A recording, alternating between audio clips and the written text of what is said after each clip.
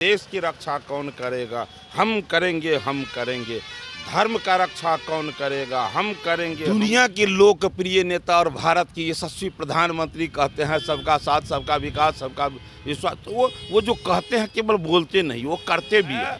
और जब तक इस शरीर में सांस रहेगा तब तक ये धर्म से भी उतना ही रिश्ता रहेगा। क्या एक भी बिहार नहीं, देश में कोई भी एक भी पादरी होंगे जो वो अपने बाइबल का विरोध करते हैं? एक भी मुसलमान भाई है जो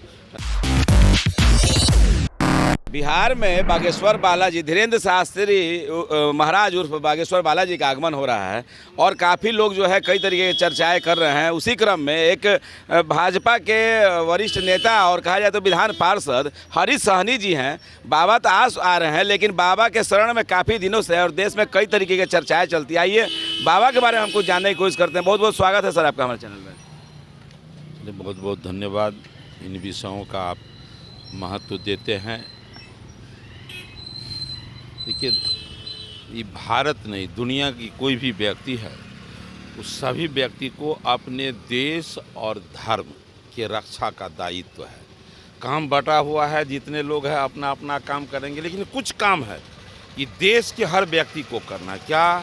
तो देश की रक्षा हम बहुत जगह बोलते हैं, अरे देश की रक्षा कौन करेगा? हम करेंगे, हम करेंगे। धर्म का रक्षा कौन करेगा? हम करेंगे, हम। ये तो सबको करना है। तो आज हमारे धीरेन्द्र शास्त्री जी जो मध्य प्रदेश के छतरपुर में गढ़ एक गांव है, उस गांव में उनका मठ है, वहीं से वो आ रहे हैं। पूरा देश उन्हें अभी जान रहा है, अपने धर्म के प्रचार प्रसार के लिए लगे हुए हैं। और हम लोग किस्मत वाले हैं कि बिहार में उनका पदार्पण हो रहा है। अब पूरा जोश खरोश के साथ विपक्ष में है सर, और सत्ता पक्ष में बैठे हुए कुछ मंत्रीगण जो हैं बाबा के विरोध कर रहे हैं, लाठी लेके कहते हैं कि डीएसएस तैयार कर रहे हैं। गांधी मैदान में आने से एक संत को रोक दिया जाता है। क्या लगता है कि भाई क्यों आखिर ऐसा होता है? मेरे नज़र में नई बात नहीं है भाई, ये तो होते रहा है। आप देख लीजिए, सतयुग देख लीजिए, द्वापर देख लीजिए, त्रेता देख लीजिए, कि जो ईश्वर से शक्ति प्राप्त करके ईश्वर के विरुद्ध जो काम किया तो फिर प्रभु उसको कंट्रोल कर लिए। कैसे कंट्रोल हुआ सो देखिए। तो उसी प्रकार लोग विरोध करने वाले करते रहेंगे, लेकिन जिनको लगता है कि धर्म का रक्षा जरूरी है, वो लोग धर्म के मार्ग पर चलेंगे। और जिस धर्म से जुड़कर हम अपने आप को संस्कारित होते हैं और मेरा जीवन धन्य होता है, तो वो अपने आप को संस्कारित होने के लिए वैसे गुरु खोजते हैं, दीक्षा लेते हैं, उनके शरण में रहते हैं और उनका जीवन धन्य होता है। केवल ये जो अर्थोपार्जन वाली पढ़ाई है, केवल वो पढ़ाई पढ़कर आपका जीवन धन्य नहीं हो सकता है। आप चाहते हैं कि मेरा बच्चा का जीवन धन्य हो, तो जितना शिक्षा जरूरी है उतना संस्कार भी जरूरी है। और संस्कार मिलेगा कहाँ से? धर्म से जुड़ेंगे तभी तो मिलेगा। सुंदर सर बात, बहुत सुंदर आपने बात कही। अभी देश सर दलित और सवर्ण को लेकर देश में बहुत मतलब कौतूहल मचा हुआ है। कई नेता कुछ से कुछ बयान दे रहे हैं, और ऐसे में क्या लगता है सनातन धर्म में, और आप भी एक दलित जाति से आते हैं, और बावजूद इतना सुंदर आपका विचार है, भाजपा में कहीं आपको कुछ वैसा लगता है क्या कि आप थोड़ा सा जात पात के लेके कहीं हाशिए पे हैं या कम या वैसी कभी लगा आपको ऐसा?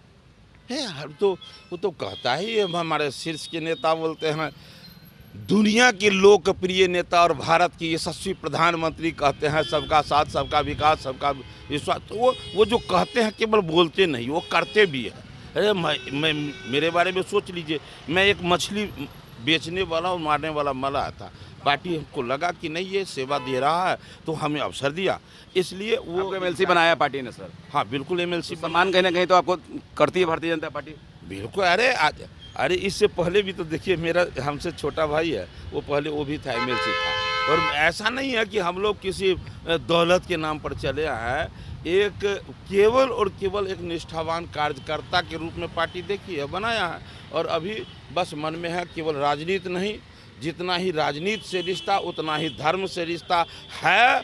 और जब तक इस शरीर में सांस रहेगा तब तक ये धर्म से भी उतना ही रिश्ता रहेगा।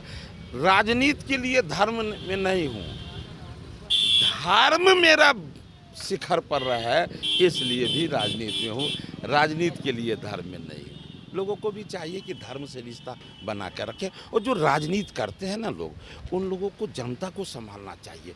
ऐसे बोलने धर्म पे ही तो राजनीति हो रही है सर। तब वो ऐसे लोगों को कहते हैं, बाबा आएंगे हिंदू मुस्लिम करेंगे तो उनको खदेड़ देंगे। दूसरे धर्म के लोग वो जो कैंडल जलाते हिंदू राष्ट्र की बात करते हैं, क्या आपकी पार्टी समर्थन करती है हिंदू राष्ट्र को? एक बात कहिए, दूसरे धर्म के लोग कैंडल जलाते हैं क्या? एक भी बिहार नहीं, देश में कोई भी एक भी पादरी होंगे जो वो अपने बाइबल का विरोध करते हैं? एक भी भाई मुसलमान भाई है जो हिंदू धर्म में ही ज़्यादा देखा जाता है सर, कि हिंदू धर्म के ही लोग क्यों ज़्यादा। होता है ऐसा? आप ही बतावे कि ऐसा क्यों होता है? इसलिए जो लोग ऐसा करते हैं, धीरे धीरे बिहार की जनता, देश की राजनीति हो रही है जनता- धर्म पे। हाँ, तो देश की जनता राजनीति हिंदू राष्ट्र पर सर क्या कहेंगे? हिंदू राष्ट्र की मांग कर रहे हैं धीरेन्द्र शास्त्री जी, समर्थन करती है आपकी पार्टी, आप लोग करते हैं? वो संत है, उनके मन में ये भाव है। क्यों ऐसा भाव है कि दुनिया, हमने नहीं, दुनिया ने कहा आध्यात्मिक नहीं, आध्यात्म गुरु का उपाधि भारत को मिला हुआ है।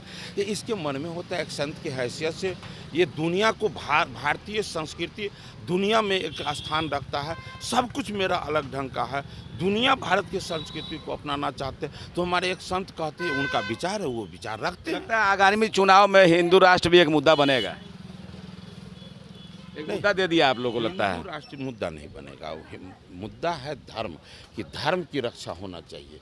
धर्म बेचकर जो लोग राजनीति करना चाहते हैं, उसका जवाब भारतीय जनता पार्टी नहीं देगी। उसका जवाब, माकूल जवाब, जो धर्म को अपना मानते हैं, वो हिंदू समाज उनको जवाब देने का काम करेगा। हिंदू समाज जो है जवाब देने का काम करेगा। भारतीय जनता पार्टी, जिसका मुख्य आधार हिंदू वोट बैंक ही रहा है, वही हमारे साथ बात करने के लिए हरीश सहनी जी थे, जो एमएलसी हैं और भारतीय जनता पार्टी में काफ़ी रुतबा है उनका, काफ़ी पार्टी सम्मान देती भी है। बागेश्वर बालाजी के पुराने भक्त हैं।